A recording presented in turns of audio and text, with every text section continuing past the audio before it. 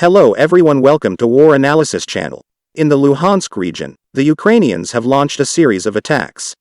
Most of the lines of attack were opened in the northern part of the region, so in the area where the Ukrainians are planning to make a breakthrough. Russian sources reported that the primary goal of the Ukrainian northern group is to move toward Nizhny Avdiivka. This is indeed a very important town because it is located at the intersection of three rivers that split this town into four parts. By establishing control over each part of the town and the surrounding area, the Ukrainians will not only cut off all supplies to Svatov from the north, but they will also be able to hit Svatov from the back, or at least establish fire control over the region and significantly reduce Russian supply possibilities. But before we get into it, I'd really appreciate if you left a like on the video and subscribe to the channel if you're new. Anyways, let's go. In order to achieve these goals, the Ukrainians are storming Pershortovnev, Orlyansky, the Kislivka agglomeration, and Kuzymivka.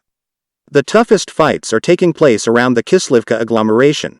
The Russians here are in a salient, so the Ukrainians can attack them from three directions, but because the Ukrainians have not breached Russian defensive positions in Orlyansky, the Russians in Kislivka continue to hold solid defense. In the southern part of the region, the Ukrainians continued assaults in the direction of Plashanka and Chervenopopivka, which means that the Ukrainians have cut off the Svatov-Kremina road and do not allow the Russians to use it for transporting ammunition and reinforcing the region. During the first week of September, the Russians consolidated control over the southern part of Pisky. During the second and third weeks, the fights took place in the northern part of Pisky and near the bridge that is located between Pisky and Pevomoyska. The Russians leveraged their newly gained positions in the southern part, moved in their thermobaric multiple launch rocket systems to burn everything down in the northern part of Pisky, and by October, they seem to have established control over these regions. From here, the fights shifted towards Nevelski, Pervomoyska, Vodiane and Opytne. The progress was non-linear. The Ukrainians would frequently launch counterattacks. There were some pauses in mid-September due to significant Russian defeats in the Kharkiv region, and the Russians had also tried to shift focus several times and attack Krasna Hora. The latest reports suggest that these tactics slowly brought the Russians some results because today, they are already fighting in Vodiane. The Russians announced that their goal here was to establish control over Tonenki. By establishing control over Totniki and Krasna Hora, which they have also been assaulting, although without success, the Russians will put Avdiivka in Operation Encirclement, and the Ukrainians there will have three options: conduct a counteroffensive, retreat, or die fighting.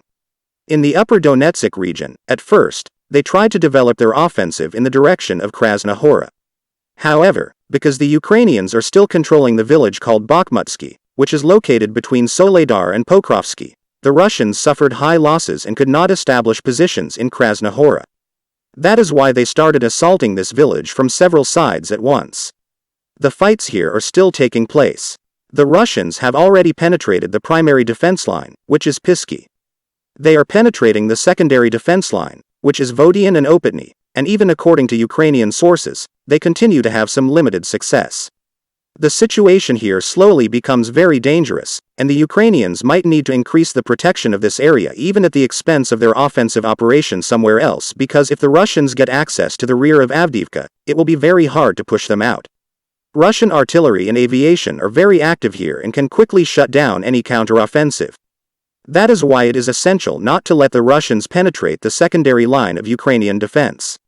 If you are against the invasion of Ukraine and want to support the work that I am doing, consider making a purchase in the online store as supporter.